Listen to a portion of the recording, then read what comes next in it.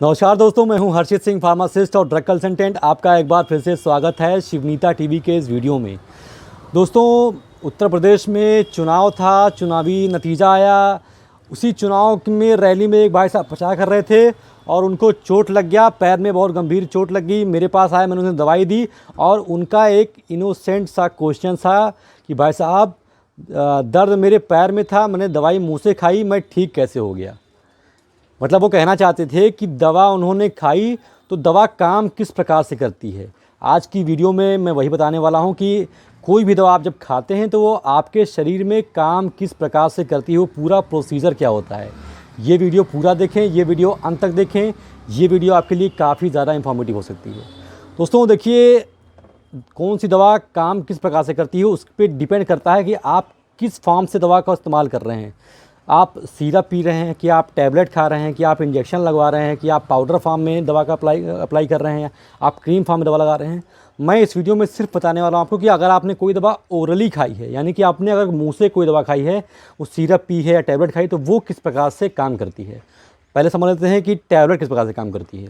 दोस्तों, होता क्या है कि जब भी कोई व्यक्ति टैबलेट खाता है तो वो इसोफेगस के थ्रू आता है नीचे आने के बाद जैसे ही वो एसिड के कांटेक्ट में आता है, उसका हो जाता है डिसइंटीग्रेशन, यानी कि वो टैबलेट जो आप सॉलिड फॉर्म में लिए होते हैं वो टूटकर पाउडर फॉर्म में बन जाता है।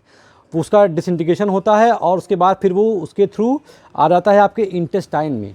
अब क्या होता है कि छोटी आंत में उसका जो है मेटाबॉलिज्म होता है, यानी कि शरीर जो है उसको, जो उसकी दवाइयाँ होती है वो उसको अपने तरफ खींच लेता है।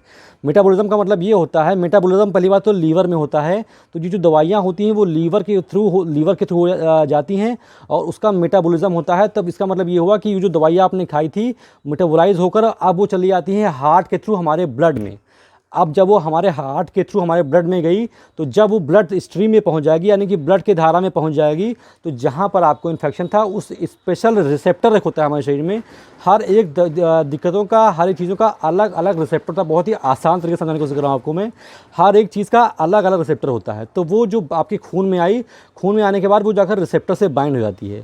तो रिसेप्टर से जब वो बाइंड होगी, जो भी तकलीफ़ आपको थी, जो आपने दवा खाई है, उसी हिसाब से वो काम करेगी। अगर आपको तकलीफ़ थी, आपने अगर वही दवा खाई है तो वो जाकर उसी रिसेप्टर से बाइंड करेगी। अगर आपको तकलीफ़ कुछ थी और दवा आपने कुछ खा ली है तो वो किसी और रिसेप्टर से बाइंड होगी, तो आपकी समस्या का समाधान नहीं होगा। तो ये पूरा प्रोसेस होता है। उसके बाद क्या होता है कि जो दवा बच जाती है, जो वेस्ट मटेरियल होता है, वो हमारे छोटी आंत के थ्रू हमारे एनस से होते हुए निकल जाता है, या फिर जो और बच जाता है वो पसीने और पेशाब और मल मूत्र के द्वारा वो निकल जाता है। ये पूरा प्रोसीजर होता है एक दवा खाने से लेकर के एक दवा के काम करने तक। अब ये पूरा प्रोसीजर होने में लगभग 20 से 25 मिनट तक लग जाता है। अब बात कर लेते हैं सिरप के फॉर्म के बारे में। अगर आपने टैबलेट नहीं खाई, अगर आपने सिरप पिया है, तो दोस्तों क्या होगा, सिरप अगर आप पिएंगे तो भी प्रोसीजर सब कुछ सेम होगा, लेकिन उसमें क्या होगा कि जो डिसइंटीग्रेशन होने में जो टाइम लगता है बीच का, वो घट जाएगा। वो ऑलरेडी सिरप फॉर्म में है तो उसका मेटाबॉलिज्म थोड़ा सा और फास्टर हो जाएगा।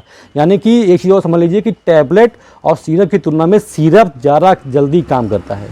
तो मेरे ख्याल से आपकी जो डाउट थे कि दवा, चोट आपके पैर में लगी है, दवा आपने मुंह से खाई तो वो कैसे आराम हो जाता है, दवा कैसे काम करती है, मैंने आपको आसान तरीके से बताने की कोशिश की है। आशा करता हूं कि आपको वीडियो अच्छी लगी हो, चीज़ें समझ में आई हों।